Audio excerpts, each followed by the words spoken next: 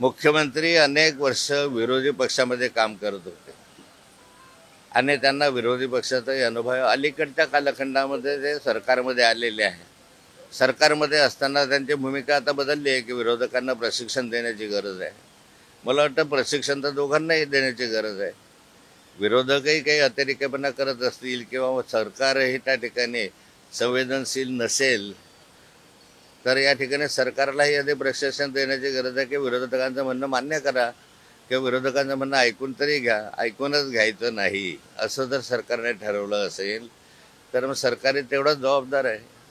Sir, आजचा शेवटचा दिवस आहे आणि विरोधी पक्षनेते अजूनही सभागृहाला मिळालेले नाही, कसं पाहता? तुम्हाला मोठा एक अनुभव आहे, सभागृहाला विरोधी पक्षनेते नाही। लोकशाहीमध्ये सभागृहामध्ये विरोधी पक्षाचं एक अनन्यसाधारण महत्त्व आहे। या ठिकाणी संख्याबळ लक्षात न घेता विरोधी पक्षाची नियुक्ती किंवा त्याला मान्यता सरकारच्या माध्यमातून देण्याची गरज आहे। आज शेवटचा दिवस आहे, आपण अपेक्षा करूया की आज तरी सरकारच्या माध्यमातून याच्यावर चर्चा होऊन या राज्याला नवा विरोधी पक्षनेता मिळेल। महाविकास आघाडीच्या माध्यमातून अनेक भ्रष्टाचाराचे प्रकरण अलीकडे निदर्शनास आले। कधी आरोग्य खात्यामधलं आहे, कधी परिवहन खात्यामधलं आहे, कधी सार्वजनिक बांधकाम खात्यामधलं, असे अनेक विषय आता उघडकीस यायला लागले।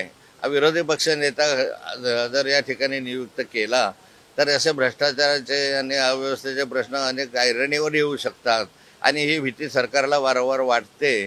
सरकार जर स्वच्छ असेल तर मग त्या ठिकाणी विरोधी पक्षानं काही काढलं तरी त्याचं उत्तर देण्यास समर्थ असलं पाहिजे। पण सरकार विरोधी पक्षनेता होऊ नये याच्यासाठी ज्या अर्थी प्रयत्न करताय त्या अर्थी सरकारला आपले सारे प्रकरण उघडकीस येऊ नये याची भीती आहे।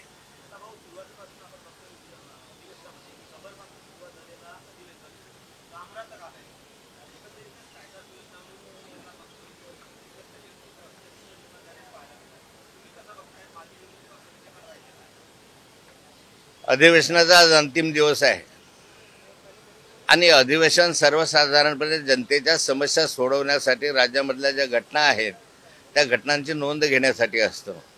सर्वसाधारणपणे अर्थसंकल्प अधिवेशनामध्ये अर्थसंकल्पावर चर्चा व्हावी, राज्याच्या आर्थिक दृष्टी याच्यावर चर्चा व्हावी, योजनांवर चर्चा व्हावी अशी अपेक्षा आहे।